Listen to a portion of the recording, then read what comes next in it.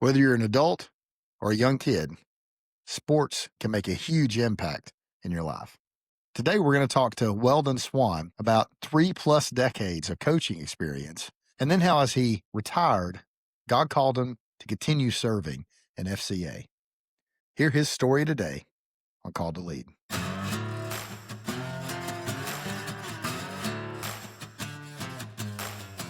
Hello, and welcome again to the Called to Lead podcast. I'm your host, Colby Rich. With me today is my friend Weldon Swann, often called Coach Swann. So if I refer to him as Coach the rest of the conversation, y'all will forgive me for that, because he's done that for a long time. And so Weldon helps with FCA and stuff. He coached for years and years. And so we're going to let him just share a little bit about himself. Weldon, how are you, my friend? I'm doing good, Colby. Thanks for inviting me on your podcast. As I shared with you earlier, this is a first for me, so I kind of feel like I'm in new territory, but I have really been looking forward to it. I am a long time, as you said, coach, taught and coached for 35 years, mostly in the Metroplex area, several different schools along the way. Graduated from Bonham High School way back when. And so my dad was a coach. I had the pleasure to play for him, privilege to play for him when I was growing up in high school. So just kind of started out getting into coaching that way. I'm married. I have a lovely wife named Lisa. We have 4 beautiful kids. They're all grown. 2 of them are still living with us. 2 of them are kind of on their own. But yeah, that's a little bit about me. So before we even get into your background in coaching and FCA that you're doing now and stuff, just tell us, why don't you just tell us how you came to faith in Christ? Like how did that happen as you became a Christian and then grew in your faith? Yeah, thank you for that question, Kobe. I'm one of those people that can tell that corny joke about having a drug problem growing up. I got drugged to church every Sunday by my parents. Mm-hmm. Had the privilege and blessing of growing up with godly parents that set a great example for me. So I had that modeled for me. At 12 years old, I realized I needed a savior. I was a sinner, and my parents shared the gospel with me. I was baptized at First Christian Church there in Bonham, Texas. And so that's when I came to Christ, but I honestly did not grow until I really got almost out of college before, the Holy Spirit started dealing with me about growing and sanctifying me and brought some people into my life to mentor me and things like that. So that's kind of how my faith began. Then, and shortly after I started coaching, got involved with FCA just because our campus needed a coach to sponsor it. And I didn't know anything about it. We didn't have it when I was in school at Bonham. We didn't have an FCA huddle there at Bonham High School at the time. So I really didn't know much about it, but I knew it was a good organization. And then, long story short, the Lord used several experiences through FCA to really change the trajectory of my life as a young adult. So you spent years coaching. So tell us about what led you to that. What led you to coaching? Now, obviously, Dad was a coach for your whole time growing up, so I'm sure that had part of an impact. But what else led you to that? Yeah, my dad was a major influence on me getting into coaching. And first of all, he's a great example, a great model of what a coach and his staff, coaching staff we had at Bonham was just a really great coaching staff as far as role models and things like that. And I love sports. Unfortunately, I didn't have a ton of athletic talent, but I still love sport. So I was a very average athlete. So yeah, I got into it initially that way, and wanted to be a quote unquote good influence on kids, just like a good coach does. But through FCA, God started showing me that I really wasn't even close to my purpose as a coach, and which was to influence kids for the kingdom and influence them for Christ. And so he brought several coaches along my path through FCA. I met some of them at FCA camps that I took students to, and then some others I would meet out at different events we'd go to as a coaching staff. So yeah, I just started to see that the greater purpose in coaching was to coach for the kingdom. And I had somebody along the way ask me, "Why do you coach?" And I really had to think about that. Why am I coaching? And then they asked me another question. They said, "How does it feel to be coached by you?" And when you really stop Mm. and think about those kind of questions, it'll really give you a little bit of perspective. And so, again, God blessed me with some mentors that kind of trained me up a little bit more and kind of changed my perspective just from a more, instead of being a good influence, really desiring to be a God influence on Mm. kids. Mm. So So all the years that you coach, you said what you had 35 years right in education. Is that right? Yeah, I know that So makes me sound old, but yeah, 35 years. you started at 10 years old, right? So there you go. So there you go. Yeah, Uh, yeah. so where all did that take you? So what all different places did you serve at when you were coaching? You know, a lot of coaches move around almost every other year. I've been around some coaches that meant every 2, 3 years they move to another opportunity. I moved a few times. I started in Mesquite at a middle school there, McDonald Middle School. From there, I went to North Mesquite High School, which is still in Mesquite. I was there for 3 years. Then I left for Cedar Hill for 1 year, and that's where I met Lisa, my wife, and that's a whole nother story. But after that year, came back to Mesquite High School for 3 years. After that third year at Mesquite High, they opened up Poteet High School in Mesquite. So I went there, stayed there for 12 years. In the middle of that 12 years, I took off for Allen High School for a year and came right back to Poteet High School the following year. From Poteet, I went to Dallas Thomas Jefferson for 1 year.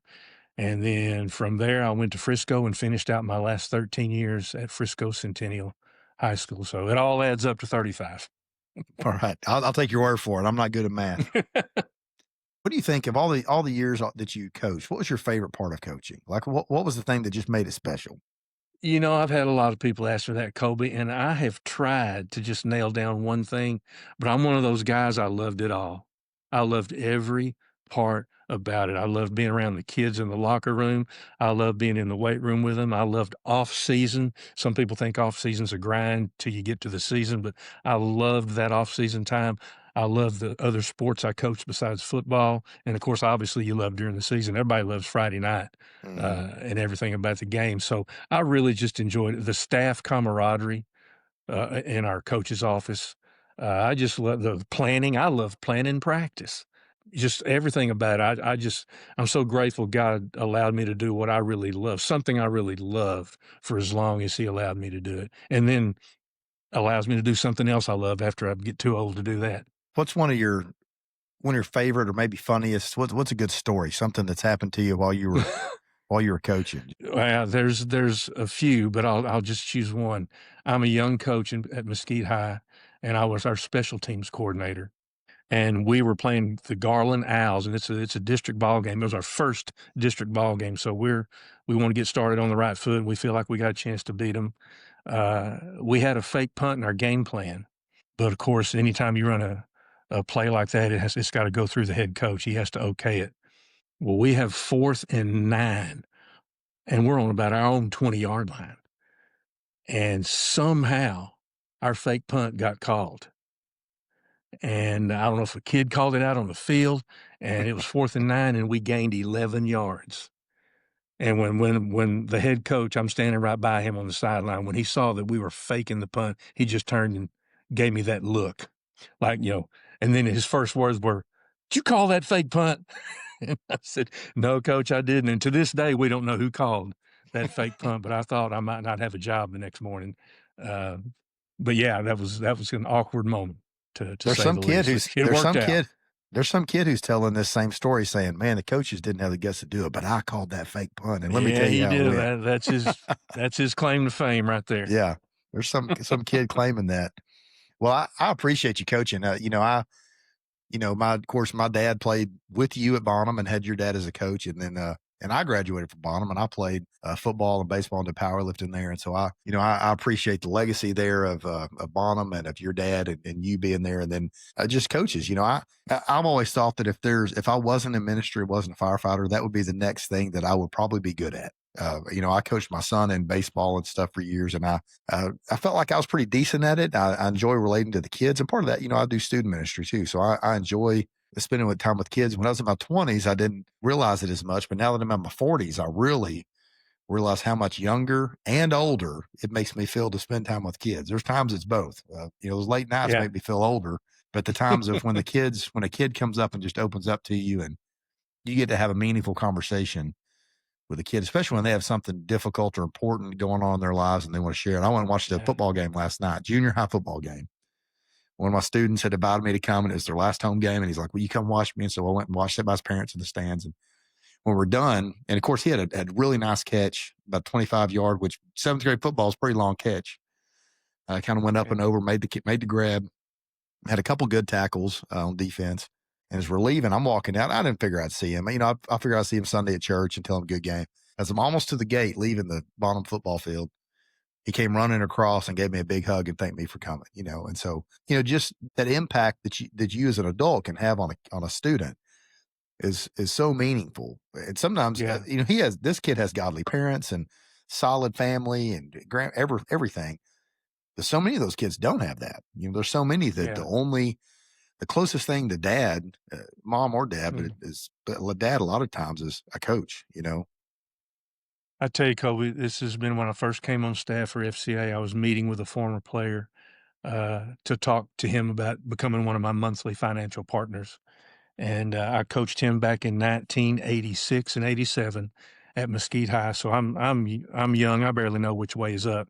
So I'm his position coach, and so I called him up and we met in Allen to talk about FCA and just we're walking down memory lane, and then I start talking to him about FCA, and I'm getting ready to invite him to join my team of monthly partners, and I can't decide what I need to ask him for, the amount, and then on my PowerPoint slide that I was showing him, it had the amount that I needed to be fully funded, and it was it was about $345, and so I was trying to argue with myself, should I ask him for 50 a month or 100 a month, 50 a month? I couldn't decide.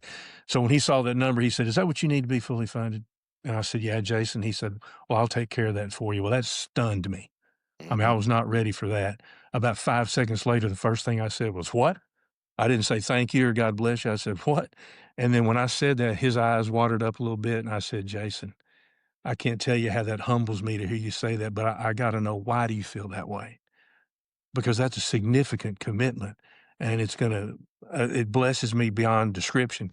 And he said, it really humbled me what he said. He said, "Coach, you don't understand how you filled in." How do you put? I was his father figure. He said, "You were a father figure for me because I did not have a dad at home." Mhm. And at that time, he was 17, I was 27, Mhm. but and I didn't know that at the time, but he shared that with me.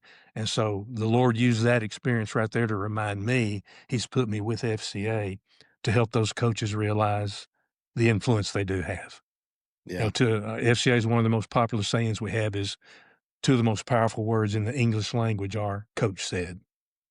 My coach That's said, true. and That's true. so yeah, and I can attest to that. So that was just a reminder that, hey, I'm here to encourage the young ones, maybe mentor those guys, guide them a little bit. But the older guys like me, hanging on till retirement, maybe some of them are frustrated with a lot that's going on in public education, and they kind of feel like maybe it's just tough to navigate that environment. Maybe encourage those guys and remind them of their why they Mhm. started coaching in the first place. So yeah. Yeah. So FCS Fellowship of Christian Athletes, it's for people that may not know, it's been around for what, 60 years, something like that? 72, this is our 72nd year. 72. Yeah, well, that's right. Started in 50s or something, right? So 54, I believe. yeah. And so it has I mean, a long storied history. A lot of people that if you started naming names of people that have been involved in FCA over the years, you'd know a lot of the names. And so it's a huge organization. In over 100 countries, right? Something like how That's many huddles? correct. Do you know Yeah, how many 100 huddles? 116 countries. Yeah. 116 countries. How many? A huddle group is a group that's at a school, like small group or is a school group. So how many huddles are there? Do you know? Oh gosh, the last number I saw across the country, I wanna say a hundred something thousand, little over 100,000 campus That's huddles. crazy. That's So, crazy, yeah. isn't it? How Yeah, it's God's a had his huge, hand on the ministry. Yeah. yeah, And it's a like you huge mentioned, organization. the coach that brought it, or the person that brought FCA to Dallas, the Dallas area, was Tom Landry. When he Mm, came to Dallas from New York, he was coaching with the New York Giants, and when he was hired to be the Dallas Cowboys, when he came here, he started FCA in our area, and he was their primary fundraiser. Back mm. then, he would he the stories I hear is he could walk into any bank in Dallas and say, "Hey, the Fellowship of Christian Athletes needs $50,000," and they'd write him a check right there. Well, it's not like that anymore. It'd be Well, we don't nice if have it Tom was, but Landry anymore either. yeah, there's It not might be. many It Tom might. Landers around. Hey, if we're still winning Super Bowls, it might happen. You just don't know. It's not. We hadn't won a Super Yeah, Bowl in yeah. 30 years either. So Yeah, and it may not happen for a while. Yeah, well, we'll That's see. another We'll story. see. Yeah, it's another story. So how did you become involved? I know so you were involved when you were coaching, right? You were Yeah, I involved, got you were involved as a young coach, and I think my 2nd year, I took a group of athletes from North Mesquite High School to an FCA camp in the summer, and it really God got a hold of me that week and showed me that I thought I had an understanding of what coaching was about, but there was more to it, and I know that, the kids I took had a great time. I know they did, and God worked in their hearts and in their lives, but it really He changed the trajectory of my life as a young adult. That's when I felt like I started growing as a believer and understanding how that applies to my coaching job. Not just coaching the mind, not just coaching the body, but coaching the heart of the athlete. And that's a real big thing in our ministry is we want to coach not just the physical part of the game, which you got to do that. If you're going to be successful, you got to coach the physical part, the weight room, the agility drills, conditioning. You got to do the X's and O's, the culture in the locker room, the mental part, motivation. You got to do all that, and most good coaches do that. But where a lot of coaches miss out, I've found, is coaching the kids' hearts. How are you? And I guarantee almost every colleague I had would tell you, "Oh, sure, we do that." But if you ask them, "Well, how do you do it?" It's harder for them to explain, well, what I've learned through some of the resources FCA has is there are specific things you can do before practice, during practice, after practice, pregame, postgame, halftime, at your banquet, at your parent meeting. There are specific things you can do where you're not just coaching the athlete's heart, you're coaching the parent's heart. Mhm, And so we want to help coaches understand you want to partner with that parent to help them raise their son. That's the ideal situation. Well, to do that, hearts are involved. You got to coach people's hearts. And if your heart is in line with my heart and we both have your son's or your daughter's best interest at heart, then I think that's when the Lord can do some really neat things through the game or the sport that they're playing. mhm. Fellowship of Christian Athletes. So let's say obviously it's for athletes, but it's not just for athletes, right? It's for anybody. Yeah. That's right, and the original mission statement in 1954, and it took me a long time to memorize it because it has about 25 words in it, but I did memorize it, and it said, "To present to coaches and athletes and all whom they influence, the blessing and privilege or challenge and adventure, something like that, of receiving Christ in their life and serving him in their relationships and in the church." It was something to that effect. But yeah, it's not, and what we tell those athletes is, hey, this is not some kind of exclusive ministry. We want the athletes to reach out to get outside their comfort zone, and here's an opportunity for you to serve and invite others that may not be involved in the sport, but man, they need Jesus just like you do. And so just giving them an opportunity to be a witness outside their own little bubble. And that's one thing I felt like was important that FCA gives kids, athletes, is an opportunity to serve. Serve maybe somebody that is maybe not like you, maybe from a different background. Because Kobe, you've seen a lot of athletics in the world's eyes. It's self-centered and it's all Mhm, about me and my and how many yards rushing I've got or how many points did I score, and so we just want to help those kids understand, hey, we want to serve our peers, whether they're athletes or not. They're welcome through FCA. So, a huddle leader is you lead kind of the, I won't say you lead the students. It's overall a student led organization, but you do have to have the adults to help plan and help organize and to be the sponsor, just like any other program at school. So you did that, but how did you kind of transition into what you're doing now? Explain to us what you do now and kind of how that transition happened. Okay, yeah, thanks. Well, when I was in 2016, the Lord had made it pretty clear that there was another chapter ahead for me. And my coaching days he was steering me towards something else. At the moment I saw those doors closing coaching wise, I really didn't know what was next. And I said, Lord, I see you shutting this door, but I don't see another one opening. Well, about that time, an opening came up on FCA staff here in Dallas.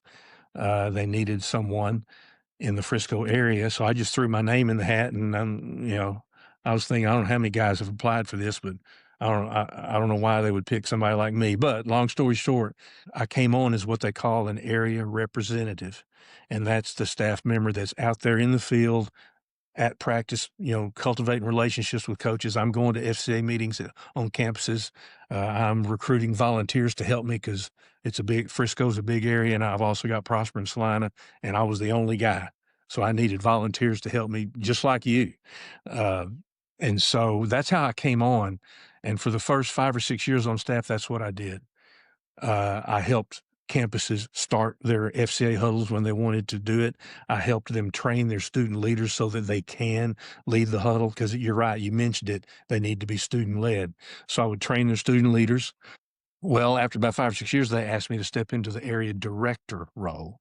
And the director is the person who hires those area representatives. So my task became to try to hire a staff for our area where it's not just me, that I can have a team of staffers. And we've grown to the point now where we have 2 part-time staffers. They both work like full-time people, so they're top-notch guys. One of them, well, they're both just outstanding. One male and one female. And I could talk to you a whole lot more about what those guys are, but they do such an outstanding job. So we're growing a little bit now. That's not near enough staff. We still need probably 3 to 4 more full-time people to cover our area. But just trusting the Lord with the timing on that. And so that's kind of what I'm doing now. When you're an area rep, they tell you that your 80% of your time is in the ministry and 20% is on the ministry. When you step into the director role, it flips. 20% in it and 80% on it. And when they told me that initially, I said, hey, can we make that 60-40 or 40-60? I've got to be out there with coaches and athletes. I can't, I need that. So they were flexible with me, and my schedule allows me the ability to get out there. So I still get to be with coaches, still get to be with athletes, but just not quite as much as when I was an area representative. So that's where the Lord has us right now. Well, so that's kind of how we say connected, reconnected, is because I knew your name because obviously your dad coached here, and my parents went to school with you, and my dad played with you, and so I knew your name. But several years ago, you came and did a training at Bonham. Of course, as a local youth pastor, I came to support that. And they already had FCA, but they were kind of revamping it. They had a new teacher who come in who's going to take over, and he wanted to kind of do some basic training with the student leaders. And so you came and did that. And I came in and was a part of that. And then, and I believe I brought maybe one of my kids too to the Bonham one. And then Sam Rayburn, which is a smaller 2A school out north in north part of the county where my wife teaches and has coached in the past, and my kids both go. They were starting it a couple of years ago, and you came and did kind of a training with them as well. So we were able to kind of reconnect with you. And I just want to say, one of the things I love about FCA, it does give adults an opportunity to be much more open in sharing the gospel and to sharing their faith with students. Because you're gathered in that deal, the kids can talk, but because they're the ones leading, they can ask a teacher to come, hey, can you come share? Yes, because the student asked me to do it, right? You can do anything like that in your classroom, and a lot of people don't know that that's legal. But if a student asks you a question, you have every right to answer it, and so and that's one of the ways that it's led, and that it's legal to do that. But the other thing I love about it is it gives these students an opportunity to teach and lead their peers. And so, I'll give you an example of my 2 kids. My son Connor's 16 and my daughter Cammie's 14. So since it started at Sam Rayburn a few years ago, they've been active in leadership. And so they rotate through, and they'll have adults, like I've come and taught a few times, and other pastors and adults will come and teach. But they, as students, have a rotation of them leading. So they'll prep a Bible study. They'll come up with a game or a Bible study, a lesson, whatever, prayer time. They lead all that. One of the things I've seen is it's really emboldened my kids' faith. The fact that they're teaching, and as well as I do, when you teach something, you have to learn it more than if you're just listening for something. So it also created in them a passion for teaching and a willingness to not just teach them, but I'm a full-time firefighter too. So I'm not always there at church on Sundays and Wednesdays because of my shift schedule. But my kids have stepped up and taught youth group too. They've stepped up and done that since they got that start with FCA. And so it's emboldened them to do that. And then also we went on a mission trip this summer. 3 years ago, I'd have never thought this would happen, but this last summer in Honduras, we're going door to door, and my kids were sharing the gospel with strangers, knocking on these little village doors in the mountains of Honduras. They're sharing the gospel with people. And I have to say, I believe some of that is attributed to the things they've learned in FCA and the boldness that's come with that. You know, it's funny you should mention that, Kobe, because one of the things that the win for us, the win for an FCA campus huddle for our staff is when discipleship is taking place. Mm, And when students are helping their peers grow so that they can help somebody else grow, so that they can help somebody. When we see that happening, and when we train student leaders, I probably shared this when I know I did when I was at Bonham because I say the same thing. You know, if we want to see you growing for the purpose of helping somebody else grow, and the framework that with the strategy we used to do that, we call E3, and that stands for engage, equip, and empower. So, first of all, I've got to engage God myself, and then I've got to be engaged with His Word, and then that's going to help equip me and so that I'm empowered to share my faith. And so we have tools, simple tools that help kids do that. It's pretty intimidating for a 14 or 15, 16-year-old kid to lead a Bible study if they've never done it. mhm, But we make it so easy. You're familiar probably with the DBS Discovery Bible Study method. mhm. And if you've got those questions in front of you, those 2 or 3 questions, we can read any passage of scripture and ask those 2 questions. And I just facilitated a Bible study without having a theological degree or a degree from seminary. So that's one thing I love about FCA is the resources that we've developed that really help those kids develop their leadership skills so that they can be bold and share their faith and clearly communicate the gospel in a way that, God honors. Some of the other resources you guys have. So obviously the website's full of stuff, and you can find Bible study curriculum. You can find games, all kind of stuff through FCA's website. But y'all also do like the athlete Bibles. If you're Mm. an adult and you've never picked one of those up and checked one out, those are really cool resources because a lot of those Yeah, they've got stories and commentary, all yeah. kind of cool stuff in it. Yeah, the athlete's Bible may be the best thing we have because as a coach, and I hate to confess this, but I was the FCA huddle coach. There were many times we met on Thursday afternoons after school. There were some Thursdays where we were meeting in 15 minutes and I'd never thought about it. And so that athlete's Bible, if you can turn to the back of it, there's built-in huddle meetings right there. Hmm. You don't even if you hadn't planned, which you should plan, don't get me wrong, you need to plan your meeting and prepare for it, but I remember there were times we didn't, but I had that FCA Bible so we could just open it up and there's a huddle meeting right there in the back. So, a lot of great tools for their personal growth as well as what they can use for their FCA campus huddle group. Yeah, devotions and not just in the Bible, but y'all have devotional books and resource Oh evangelism resources. The 4 is one of my favorite things, and my oh, bracelet. yeah. I wore mine till it. Of course, I'm a bracelet guy. I've got a mission trip and youth camp and pickleball for Jesus, and I love these different. They're all faith based. Are the ones that I wear because I wear them at the Well, fire I'm a station and one everything. bracelet But guy, but it is FCA. yeah, FCA. So, but I wore the 4 bracelet, and it's an easy way of sharing the gospel that FCA's adopted. Hey, I have been at the gym, and when I work out, I wear that bracelet. I've been up at the gym doing my little exercise routine, and I've had a few people come up to me, and they notice that bracelet, and then they ask me, "Hey, what's that? What's that bracelet? What's on your bracelet there?" And it can be a conversation starter. So, yeah, and when we train those huddle leaders, the student huddle leaders, man, we try to make it so simple, where it takes us about maybe 20 minutes to train them, and if they learn that, hey, welcome people, do some kind of warm up activity, have your workout, and then have your wrap up. We call it the 4 Ws. And if they can do those things, they can run an FCA meeting. And I was going to tell you this back in my early days as a young coach in the Dallas FCA office, the only resource they had was one VHS cassette that you had to sign up for weeks in advance and then get it right back to them promptly because the next guy wants it. But like you mentioned, we've just got a library of so many. I tell the leaders, hey, your problem is never going to be, what are we going to do at our next FCA meeting? Your problems are going to be, what do we choose?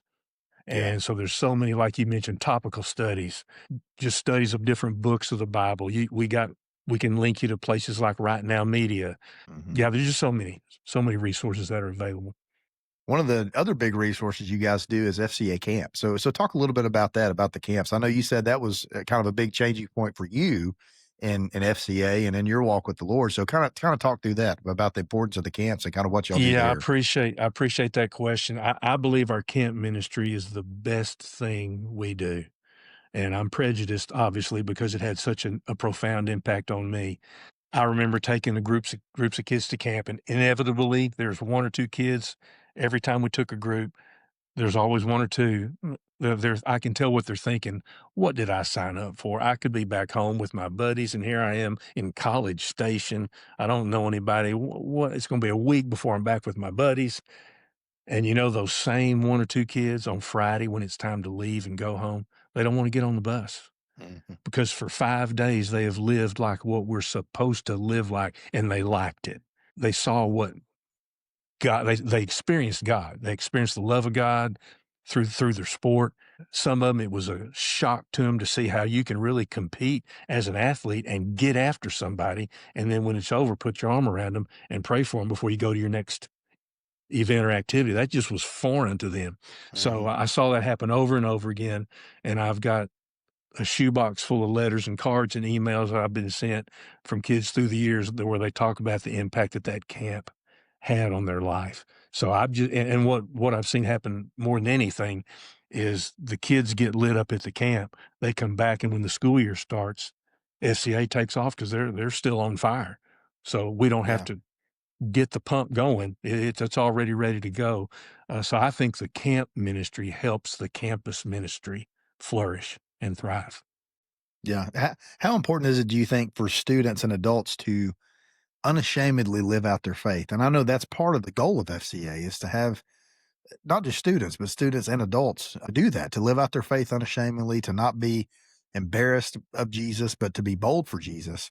So how important do you think that is? And what are some things that students and adults can do to maybe be more bold? Yeah, that's a great question, Kobe. And I don't know if we ever master it, but I do think you mentioned communication earlier. I think being able to know what you believe, clearly understand the gospel, it's really a simple message. The world tries to complicate it sometimes and add things to it, but it's really a simple message. So when we start a huddle, I think if a young athlete or a young person can know the gospel that God loves us, but sin has separated us from Him, Jesus offers to rescue us, but I've got to trust Him and I've got to put my trust in Him. If they can understand the concept and verbalize that to somebody, I think that helps. Probably one of the other great resources we have besides the 4 that you mentioned, the wristband, another resource we have is called the Core, and the Core is 8 lessons that take the gospel and go deeper. And when you finish those 8 lessons, you feel more grounded in your faith and understand you've got a stronger legs to stand on where you can give somebody the reason for the hope that's in you. And these kids are living in a day right now where, like Jude talks about, we need to contend for the faith. And there's a lot of junk out there that says it's Christian that's not. Well, and when we recognize that, we got to be able to contend for the faith. So I think knowing the gospel message and understanding your identity in Christ helps give you that boldness and realize that my audience is one. I'm performing for an audience of one. I'm not performing for the people in the stands or my circle of friends or how many followers I have on whatever platform. I really, if I can focus on my audience of one. One other thing that I think helps through that we do through FCA is we have something called a resource called the Competitor's Creed. It comes in the form of a bookmark, and if you read it, it probably takes you 60 seconds to read it all, but it's things that a young person can be doing, especially if you're an athlete, that God will honor that and use that and create opportunities for you to share your faith just by doing those things. And when I hand them out, I hand them out like candy when I have them because I tell the athlete, "Hey, put this in your locker, tape it up there." And number 1, you'll see it every day when you're getting ready to go to practice. You'll see it taped up in your locker, and it reminds you how you can honor God as an athlete. And then I tell them, "Hey, your buddy in your locker next to you, he may ask you what that is." And then you can say, "Hey, I'm so glad you asked. Let me tell you what that is." And it's just several things they can do from how they're treating coaches, how they're treating officials, how nothing goes into their body that does not honor the living God, that my sweat is an offering to my Savior. Just little things like that that help them stay focused on not just trying to survive practice, but practice for the glory of God. What do you think it is about sports? I've seen this myself too over the years. But like I said, we went to Honduras, and those kids, of course, throwing a football is not the same thing as football, and down there in Latin American countries. But they had a group of our teenagers that went, that these kids just wanted to play soccer, and through that we were able to play soccer and at the end share the gospel, and had some kids, respond to Christ that way. And then some adults even wanted to play soccer. And then the mission house we were staying at, we played pickleball, we played volleyball and things like that. And of course, football, I did football, baseball, powerlifting, all those things. What is it about sports you think that when you can attach faith to that, it just draws people in, and it's such a huge platform for the gospel if we'll just use it for the gospel, So Yeah. what is it about sports you think that draws people in like that? I think a big part of it, Kobe, is that many of us, I would go ahead and say most of us, have some element of competitor in us. And when you get an opportunity to compete in a group setting, or even if it's an individual sport, just the element of competition, I think that's part of the appeal of sport. And then, there's usually a scoreboard, and, we say good things about the winner, and we want there's kind of an incentive for that competitor to make the scoreboard work out for you. So I think that's part of it. I did hear this true story one time about, Jim Brown. The old timers will remember Jim Brown played for the Cleveland Browns back in the '60s, one of the greatest running backs to ever play the game. They had a defensive player, the Browns had a defensive player named Bill Glass. And when he retired from the NFL, he went into prison ministry. And he was active in FCA. Well, one day in practice, Bill Glass really hit Jim Brown. I mean, popped him really good. And so the story, the way I heard it, was Bill Glass is getting up off the top of him, and Jim Brown looks up at him and says, "Man, Bill, I thought you were a Christian." And Bill Glass looked at him and said, "Brother, if I hit you like a real Christian, you might not get up for a while." And just again, taking that element of sport, and man, if anybody ought to understand competing, it's the believer in Christ. If I've got a grasp on who Jesus was, how he lived, commitment, sacrifice, if I really understand that, it ought to be the Christian athletes that are the most competitive and getting after it, but not for glory of self, but for glory, for his glory. So, and that's kind of what we have a chance to help kids understand, help athletes understand. Yeah, and I don't. It's not lost on us. I don't think either that Apostle Paul talked a lot about sports. He used sports analogies, as much as any other preacher does. He talked about running the race with endurance and running the race. It's not the one who starts well, but the one who finishes the race well. So he Yeah. used those same analogies too. Yeah. Yeah. I think there's just it's kind of universal language. You might speak different languages, but when we get together on the court, on the field, or we're out on the track, we understand what's going on. It's a universal language. And, yeah, it's neat to watch God use it. So let me ask you another question as we're kind of gearing down towards the end. What are some challenges you see in this generation of students today? What are some challenges in reaching in them, and maybe some challenges that they have as a generation that maybe have been there before? I mean, not that they're new, but maybe that they're just harder struggles than previous generations have had. What do you see? Because you're working with students and work with people who work with students. What do you see in that? Kobe, I think the last few years of coaching, I started to see, probably like the last 5 or 6 years for sure, a little bit, not with all kids, but there was an element of entitlement present, where kids felt like they were entitled to things, that maybe I don't really have to earn it or work for it. So I think that's a challenge, to really, for coaches to get kids to understand, hey, you're going to have to sacrifice something to be part of this team. And along with that, I think the whole idea of anything in our culture that you want, you can get it quick, and delayed gratification, staying with the long haul, trust the process day, and stack good days on top of each other. Those things are really hard for kids to understand. I mean, how many times did you hear something like this growing up from your dad, when things got a little rough? Suck it up. I mean, if I had a nickel for every time my dad told Oh me to yeah. suck it up, I'd be rich. I think I'm not sure kids understand what that means today. A lot of them don't. So I think those are obstacles that coaches have to really maybe be a little more creative, because I think you can still be demanding of kids. Coaches can still be demanding of kids, and most of them will respond in the Mhm. context of relationship. And I built the right kind of relationship with that kid. I can make demands on them, and most of them of the time they'll respond. But I think it's a challenge. I think social media presents its own challenges. I think there's so many other things for kids to do. And I think was it Tom Brady that talked about every kid ought to play football for one reason, because it's hard. Yeah, Yeah, yeah, I think I heard him say that. And there's so many other easier things to do than commit to training and competing. But if the coaches can create the environment where a kid feels valued, loved, affirmed, challenged, and he knows or she knows the coaches care about him, you don't wanna quit that program. That's something you wanna be a part of. yeah. And so, Mhm. again, I think FCA is in a unique spot to help coaches create that kind of environment. Yeah, I think that's really good, and several people I've noticed on the podcast, several people that we've had on, and I've seen this in my own, uh, leadership roles, I guess, that I've had, whether it be the fire department or church or wherever else. The idea of having a high expectation along with a high level of love. And if you have the high expectation, but they don't think that you care about them, they have no desire to live up to your expectation, right? Yeah.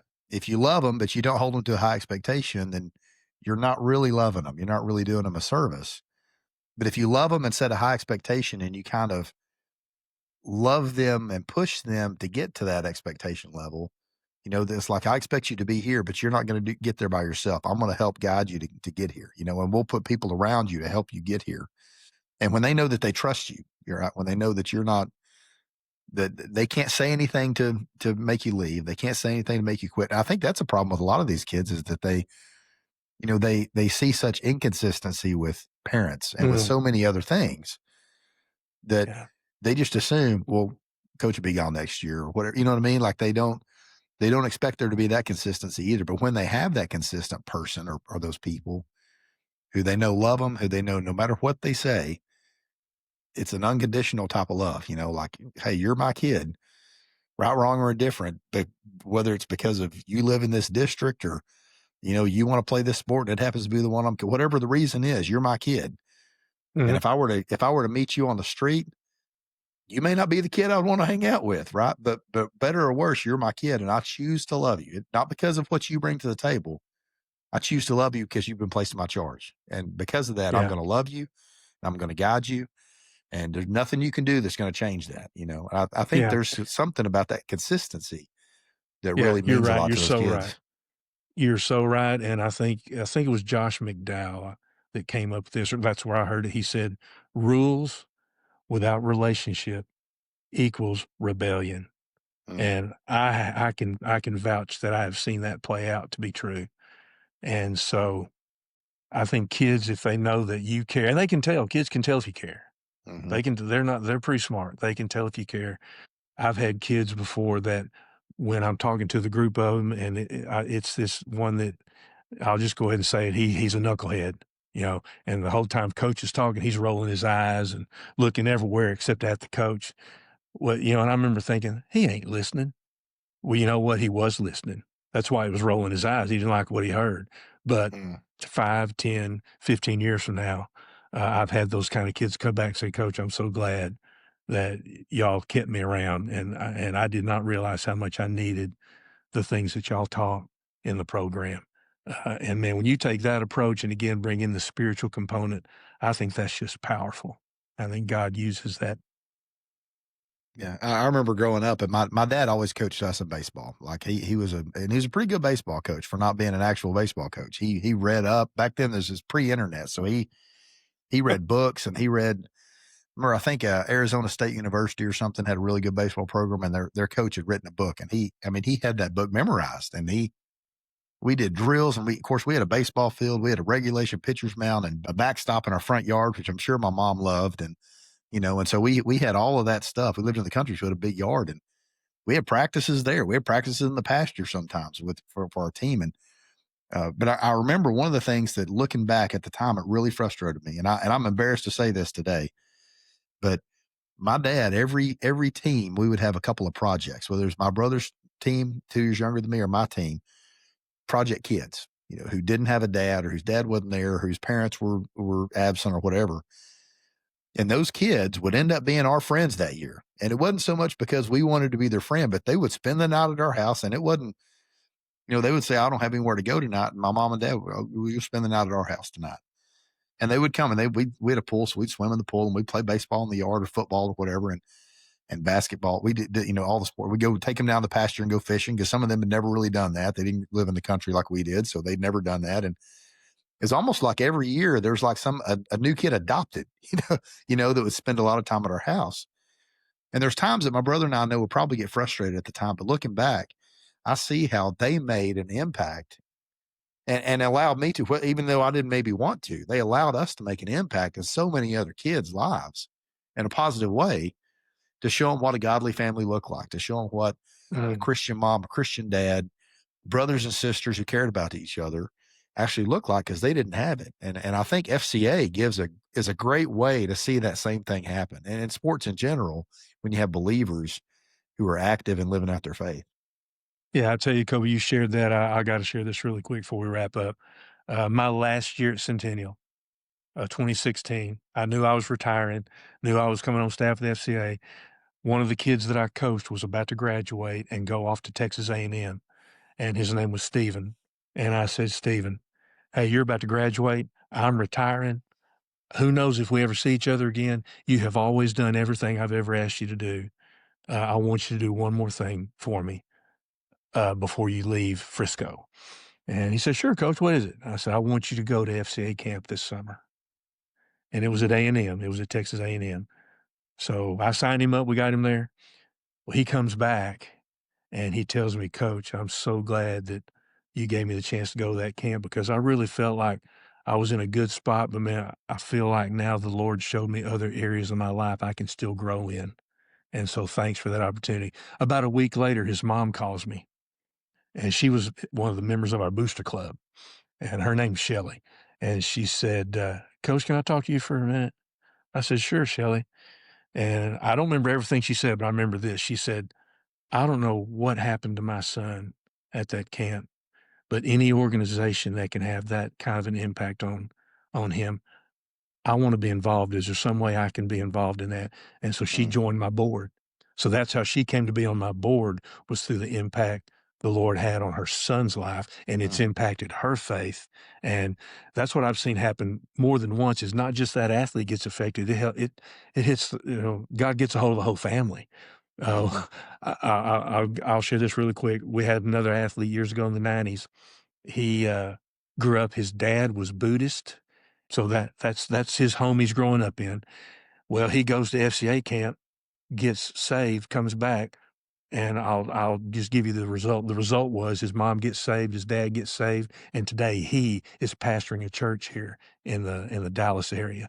So, and I stay in touch with him, and it was all because of FCA. The ministry of FCA created an opportunity for him to share his faith with his family. And so, yeah, the ripple effect continues, not just with the athletes or the coaches, but everybody in their circle. So it's a blessing to get to be a part of it. All right. Well, I want to thank you, Coach, for your time. I want to thank you for giving us some time to talk and just to share about your faith and your coaching career a little bit, and a lot about FCA, how that's been an impact in your life and how it's impacted my life and the life of my kids and a lot of kids in my youth group. And so I appreciate you and what you're doing. So thank you for being here. Thank you all for watching. We'll see you next time on Called to Lead.